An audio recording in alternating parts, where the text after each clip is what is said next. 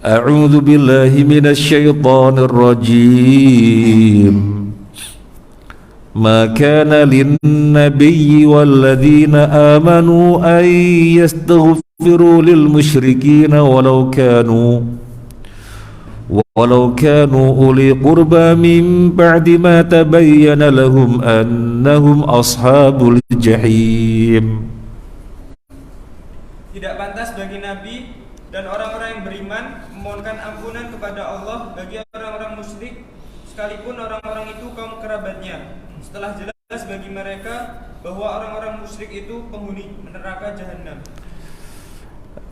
Di antara tafsir yang ada, ayat ini terkait dengan paman Nabi Abu Thalib.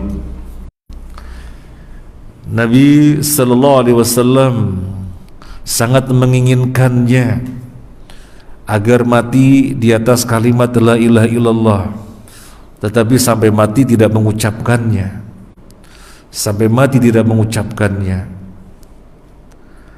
Kisahnya ketika dia mau meninggal dunia, maka ditunggui oleh Abu Jahal, oleh Abdullah bin Abi Umayyah, dan yang meriwayatkan hadis ini yaitu Musayyab. Nabi mengajak, ya ammi qul la ilaha illallah kalimatan uhaju biha indallah, atau kama qala Nabi, wahai paman, ucapkan la ilaha illallah, sebuah kalimat yang akan menjadi saksi di hadapan Allah. Tetapi Abu Jahal dan yang lainnya menghalang-halangi. Apa iya kamu mau meninggalkan agama orang tua kita, gak jadi ngucapin? Nabi kemudian mengulangi lagi, ayo paman, ucapin la ilaha illallah, sebuah kalimat akan menjadi saksi di sisi Allah. Kemudian dihalang-halangi lagi sampai mati tidak mengucapkan la ilaha illallah, meskipun Nabi menginginkannya luar biasa agar dia mati di atas hidayah. Tetapi karena ini hidayah taufik, bukan urusan Nabi. Karena menjadi urusan Nabi adalah hidayatul bayan saja. Hidayah menjelaskan itu jadi urusan Nabi. Hidayatul taufik bukan urusan Nabi, urusan Allah. Maka Nabi menginginkannya kayak apapun, gak bisa dia mati di atas kekufuran. Tetapi kemudian dua orang yang lainnya masuk Islam, Abdullah bin Abi Umayyah dan Musayyab masuk Islam. Abu Jahal tidak. Ini memang masalah hidayah taufik. Nah, ketika pamannya meninggal dunia tidak di atas kalimat la ilaha illallah, maka Nabi sallallahu alaihi wasallam mengatakan, la astaghfirunna laka ma lam unha anhu, atau kama qala Nabi, aku akan memohonkan ampun kepada Allah untukmu wahai paman selama tidak dilarang. Aku akan memohonkan ampun kepada Allah untukmu. Karena Nabi kepada umatnya Raufur Rahim, apalagi kepada pamannya yang selama ini bela-belain. Maka selama tidak dilarang, aku akan memohon ampun kepada Allah untukmu wahai paman. Maka turun ayat ini, maka lin nabiyyi walladzina amanu ay yastaghfiru lil musyrikina walau kanu uli qurba. Tidak pantas bagi Nabi dan orang-orang mukmin untuk memohonkan ampunan bagi orang-orang kafir dan orang-orang musyrik, meskipun dari kerabatnya. Min ba'di ma tabayyana lahum annahum ashabul jahim, setelah jelas bagi mereka bahwasanya orang-orang ini adalah ashabul jahim, penghuni neraka. Maka ini adalah bentuk an-nahyu at-tam, larangan yang sempurna, di mana Allah memutuskan ashabul jahim, mereka ini ashabul jahim. Pantaskah Nabi dan orang yang beriman kemudian protes, mohonkan ampun ya Allah, mohonkan ampun ya Allah, sementara Allah sudah memutuskan ashabul jahim? Maka menunjukkan an-nahyu at-tam, larangan yang sempurna. Ayat ini menunjukkan larangan bagi kita untuk memohonkan ampun bagi orang musyrik. Larangan bagi kita untuk memohonkan ampunan bagi orang kafir, dilarang. dilarang.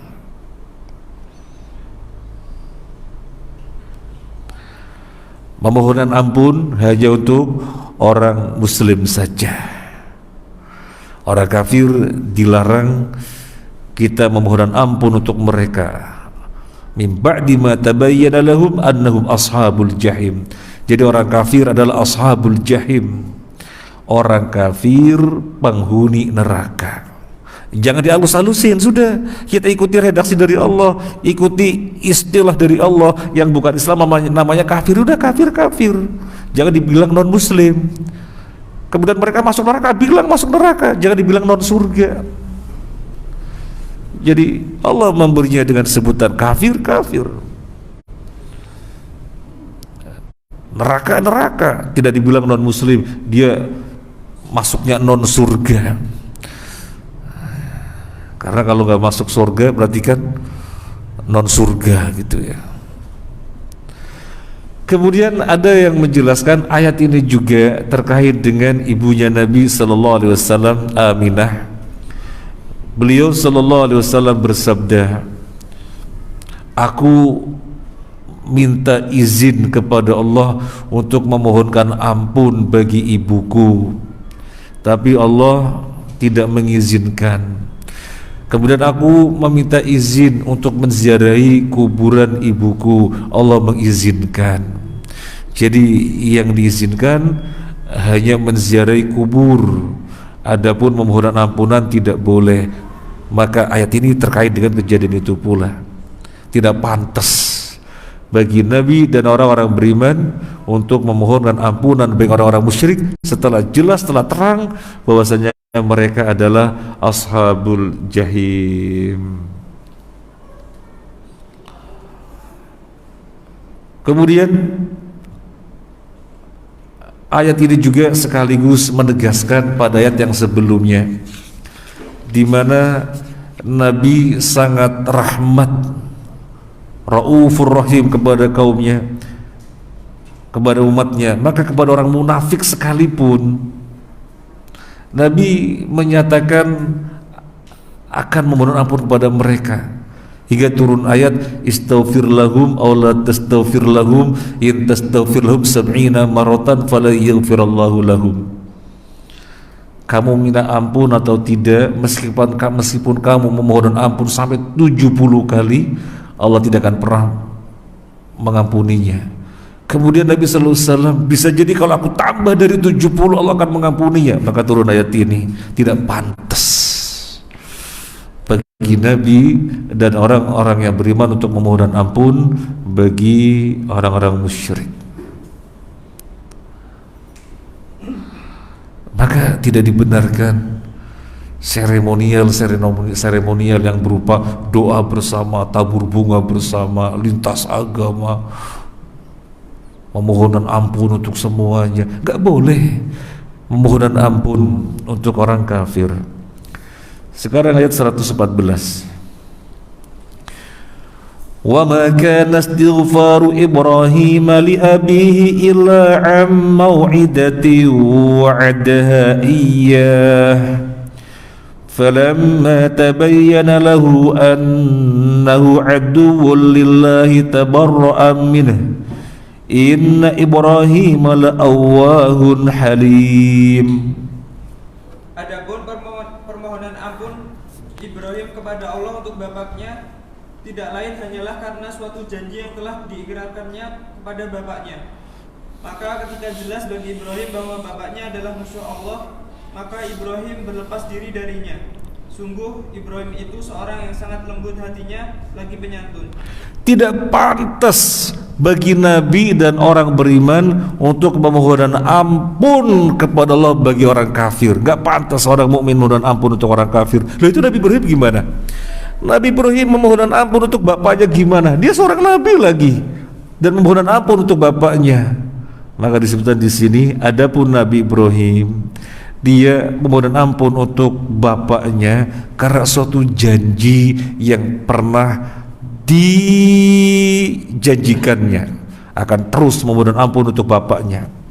Tapi kan setelah terang bahwasanya bapaknya itu musuh Allah, maka Nabi Ibrahim langsung berbara, langsung berlepas diri, tidak melanjutkan mohon ampun. Jadi memohon ampun untuk bapaknya karena ketidaktahuan atau belum dilarang. Jadi tidak bisa kemudian orang mengatakan Nabi Ibrahim mendoakan bapaknya kok, bapaknya kafir. Dan masih dalam satu ayat pula Allah menjelaskan itu karena suatu janji. Dan masih dalam satu ayat pula setelah jelas bagi Nabi Ibrahim bahwa dia musuh Allah, maka Nabi Ibrahim berlepas. Agak lengkap kalau kita lihat surat Maryam. Kita lihat surat Maryam, surat yang ke-19, agak lengkap. Kita baca mulai ayat 42. Surat Maryam surat 19. Monggo dibuka. Surat Maryam surat 19 ayat 42. Idh qala li abihi ya abati lima ta'budu ma la yasma'u wa la yubsiru wa la yughni anka syai'a. Ketika dia Ibrahim berkata kepada ayahnya, "Wahai ayahku, mengapa engkau menyembah sesuatu yang tidak dapat mendengar, tidak melihat, dan tidak dapat menolongmu sedikit pun?" Nabi Ibrahim mendakwai bapaknya, "Ayah, Buya, kok menyembah sesuatu yang gak bisa dengar, gak melihat, gak bisa menolong? Kok Buya menyembahnya itu? Ya abati inni qad ja'ani minal ilmi ma lam ya'tik fattabi'ni ahdika siratan sawiyya." Wahai ayahku, sungguh telah sampai kepadaku sebagian ilmu yang tidak diberikan kepadamu, maka ikutilah aku, niscaya aku akan menunjukkan kepadamu jalan yang lurus. Wahai ayah, telah datang kepadaku ilmu, dan ilmu ini menjadikan engkau meniti jalan lurus, dan ilmu ini belum sampai kepadamu. Ikuti aku ayah, ikuti ayah, ikuti aku ayah, niscaya engkau mencapai sirat sawiyah, sirat yang lurus, jalan yang mustaqim. Maka Nabi Ibrahim mengatakan, fattabi'ni, ikuti aku, ahdika siratan sawiyya, niscaya aku tunjuki kamu sirat yang lurus.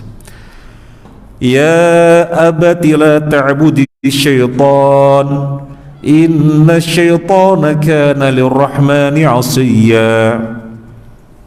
Wahai ayahku, janganlah kau menyembah setan, sungguh setan itu durhaka kepada Tuhan yang Maha Pengasih. Jangan ngikuti setan, jangan menyembah setan.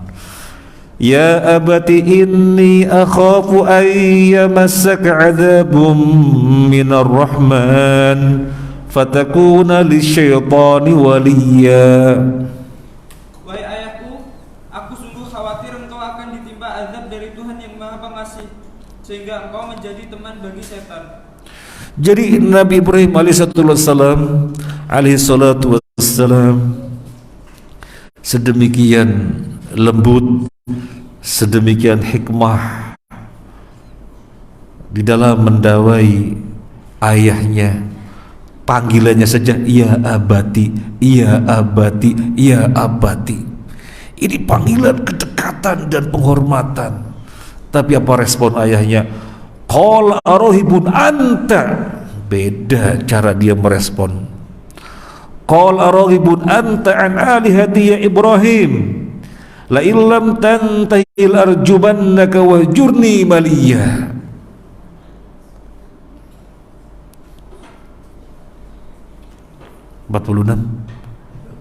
Dia ayahnya berkata, bencikah engkau kepada Tuhan-Tuhanku, wahai Ibrahim? Jika engkau tidak berhenti, pasti engkau akan kurajam. Maka tinggalkanlah aku untuk waktu yang lama. Jadi manggil dia anta. Wong anaknya dengan lembutnya mendawai bapaknya lembut sekali, kedekatan dan menghormatnya. Ya abati, ya abati, ya abati. Begitu dia merespon, ayahnya merespon, qala arahibun anta an alihati ya Ibrahim, apakah ente benci sama Tuhan-Tuhanku ya Ibrahim? Kalau ente tidak berhenti, tak rajam ente dan pergi sana, tinggal anakku sendiri. Beda dengan Nabi Nuh. Nabi Nuh meskipun anaknya sangat jauh, terhalang oleh ombak besar dengan angin topan yang luar biasa dan jauh lagi, tapi Nabi Nuh mendakwahinya dengan panggilan kesayangan, ya bunayya irkam ma'ana. Panggilan ya bunayya, ya bunayya irkam ma'ana wala takum ma'al kafirin. Kamu jangan bersama orang-orang kafir, padahal dia kafir, tapi membahasakannya seakan-akan dia bukan kafir. Jadi dipanggil dengan ya bunayya, panggilan kelebutan, kesayangan, padahal jauh sekali. Seandainya teriak-teriakan wajar saja, tapi tetap memanggil ya bunayya irkam ma'ana wala takum ma'al kafirin, bukan wala takum minal kafirin. Kamu jangan termasuk orang kafir, tapi diposisikan seakan-akan tidak kafir. Wala takum ma'al kafirin. Jadi biar dia tersentuh, meskipun kemudian anaknya tidak mau mengikuti bapaknya. Nah, beda ini bapak ke anak. Qul arahibun anta an alihati ya Ibrahim. Jadi kasar dan mengancam untuk merajam Nabi Ibrahim, kemudian mengusirnya. Yang berikutnya, qala salamun alaik sastaghfiru laka rabbi innahu kana bi hafiyya. Dia Ibrahim berkata, semoga keselamatan dilimpahkan kepadamu. Aku akan memohonkan ampunan bagimu kepada Tuhanku. Sungguhnya dia sangat baik kepadaku. Lah ini janjinya Nabi Ibrahim. Lah ini janjinya Nabi Ibrahim, aku akan memohon ampunan untukmu. Sesungguhnya Tuhanku sangat baik kepadaku. Aku akan memohon ampunan untukmu, hai ayahku. Ini janji. Kembali kepada ayat kita surat At-Taubah. Jadi tidak pantas bagi Nabi dan orang-orang beriman untuk memohon ampun setelah jelas bahwa mereka ashabul jahim. Lah itu Nabi Ibrahim bagaimana? Nabi Ibrahim memohon ampun untuk bapaknya karena suatu janji, dan namanya Nabi pasti memenuhi janji. Dan itu pun ketika dia belum tahu. Begitu tahu ditegur oleh Allah bahwasanya dia itu musuh Allah, Nabi Ibrahim tabarra'a min. Nabi Ibrahim berlepas diri. Inna Ibrahim la'awwahun halim. Sesungguhnya Ibrahim la'awwahun halim. Ibrahim itu benar-benar awwah. Apa awwah? Ada beberapa penafsiran. Di antara yang bisa kita sampaikan pada malam hari ini, yang pertama adalah da'a. Sebagaimana tafsir At-Tabari, awwah adalah da'a, banyak berdoa. Da'a, banyak berdoa. Allah artinya juga kathirut ta'awuh fi dzikri wa du'a, banyak ta'awuh, merengek-rengek ya, banyak merengek-rengek di dalam berzikir dan berdoa. Yang jelas tafsir yang manapun sesuai, di mana Nabi Ibrahim banyak berdoa, dan ketika berdoa kathirut ta'awuh, banyak merengek. Dan memang demikian, ada berdoa kita mesti merengek, yang menunjukkan kita khusyuk, yang menunjukkan kita khudu', tunduk, yang menunjukkan kita ilhah, benar-benar meminta tentang sesuatu yang kita panjatkan itu. Jadi bukan berdoa melafadzkan lafaz-lafaz yang kita tidak menyadari. Contohnya bagaimana? Banyak contohnya. Banyak di masjid-masjid atau di musola-musola, seseorang membaca doa, kemudian jamaahnya amin, amin, amin. Yang diamini apa? Gak tahu, pokoknya imam membaca doa yang penting amin amin. Lo mana ta'awuhnya, mana ilhahnya? Gak mungkin didapatkan. Oh, gak tahu yang dipanjatkan apa kok. Malah ada yang lebih parah lagi. Kalau amin amin masih mending dari sisi satu lafaz selesai amin, satu lafaz selesai amin. Tapi ada enggak seperti itu. Yang penting amin amin amin amin. Nah, ini apa yang diamini? Mana ta'awuhnya, mana ilhahnya? Itu tidak menunjukkan adab di dalam berdoa. Sementara Nabi Ibrahim Allah. Kemudian Nabi Ibrahim halim, la'awahun halim. Iya, sangat nyambung sekali dengan konteksnya. Oh, bapaknya lo ngusir. Qala araghibun anta an alihati ya Ibrahim, la illam tantahil arjumannaka wahjurni maliya. Ente benci toh sama Tuhan-Tuhanku. Kalau ente gak berhenti, tak rajam ente. Sana tinggal anakku sendiri. Apa jawaban Ibrahim? Qala salamun alaik, sastaghfirulaka rabbi innahu kana bi hafiyya. Lembut sekali, halim, awahun halim.